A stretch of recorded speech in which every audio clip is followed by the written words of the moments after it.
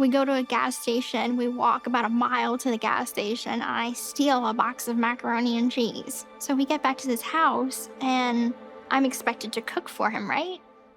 Okay, I don't know how to cook. This was my first experience in the real world outside of my mother's care.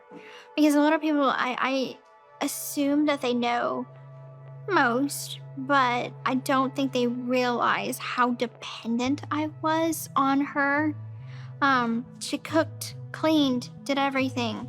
Ben was watching TV. That's the most I would do.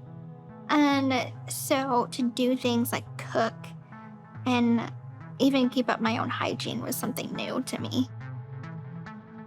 Gypsy, in many ways, is an infant. Gypsy was basically, married to her mother. It was extremely dysfunctional and toxic, and just overwhelmingly smothering.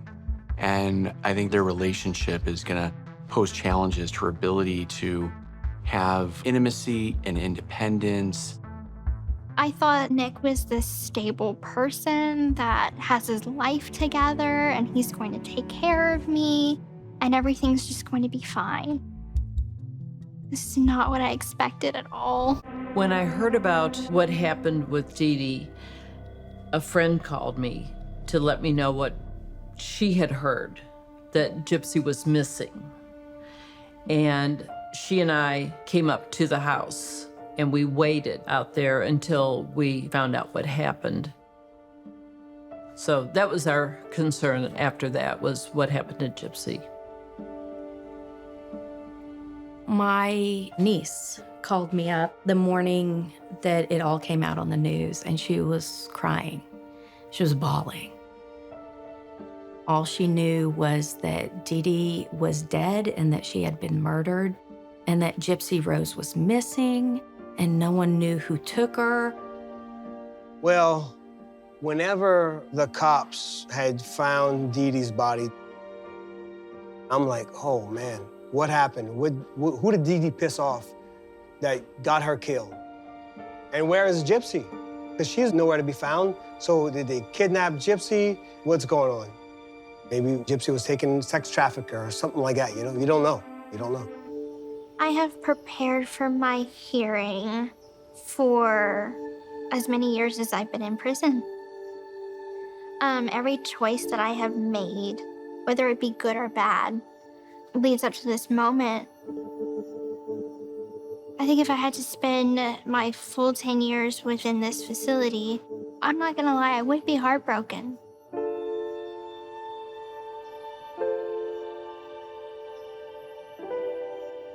Well, I wrote my letter to the Parole board to support Gypsy. I think Gypsy truly is sorry for everything that she went through and wishes she knew a better way to get out.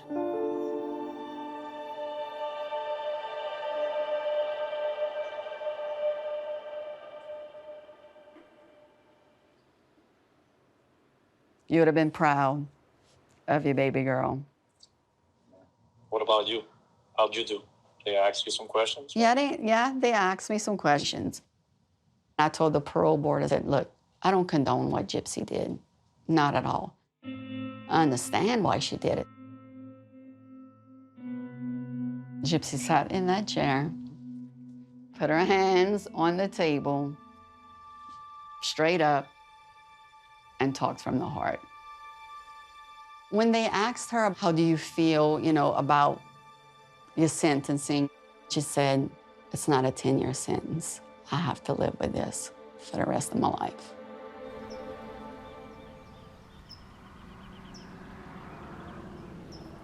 Hey, Gypsy. How did it go?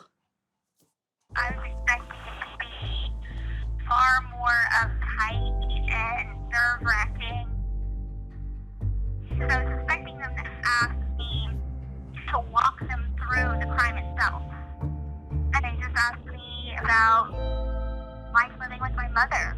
And I got to explain to them a little bit of what I went through with my mother. Do you feel optimistic that they're going to release you? Based on how well it went, I feel very optimistic.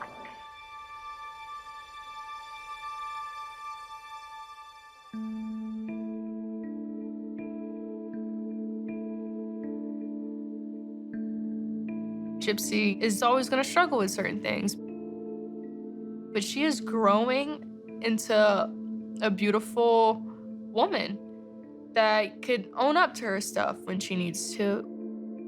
I'm very proud of her. Gypsy was backed up into a corner, and she tried to get out, but she couldn't. I want to see her get out and live a life that she deserves.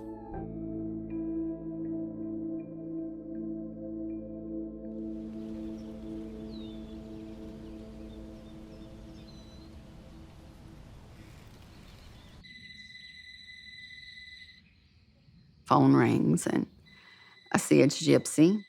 And she's like, Mom, guess what? I'm like, what? I got my answer today. It's really good news. I am leaving prison and going home on my earliest out date of December 28th, 2023. I was jumping up and down and all excited. We just kept our fingers crossed. We were confident, but still nervous. We were really happy.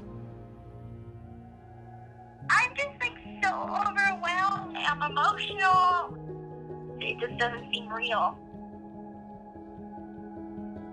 She was imprisoned for so long by her mom, and now that devil's not standing above her, watching every move that she made, she's completely free. I'm happy for her. I wish I could have done something for her so that she wouldn't have spent all this time in prison, but she can certainly go forward, and she will be a better person. Having the people that I love support me all these years, it means a lot to me.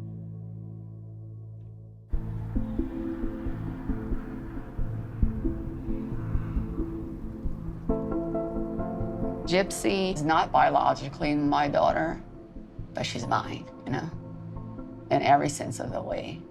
I treat her the same way I treat Dylan and Mia. She does something wrong or whatever, I call her out on it too, because I don't want to treat her fragile or any different. I want to treat her just like I treat them, which is the fair thing to do. I mean, I'm very blunt with her. Before having a discussion or something, I'll tell her, look, what I'm about to say might hurt your feelings, but, and then I say what I have to say, and she understands, she gets it. She started calling me Mom. I want to say it was about 6 months in. I took baby steps with her. I never pressured her and asked her, what happened? Tell me this, tell me this. I just figured when she's ready to tell me things, she'll tell me. And there's things that still we don't know, that she wants to wait to tell us when, she gets home. And I can understand that. I respect that. We have a strong bond now. I will never forget our first conversation. She was very fragile and not wanting to, share too much. And of course, all her life, she grew up, lying's okay. Lying's okay. So we broke her out, slowly broke her out of that. I mean, she's still, just like every other child in this world, you have to be responsible. You have to be, honest. Because Dylan and Mia tell me everything. Sometimes they give me too much information, but they tell me everything. And that's the kind of relationship Gypsy and I have. I always told her, you know, you could tell me anything. I will not judge you. You're a human, and I love you.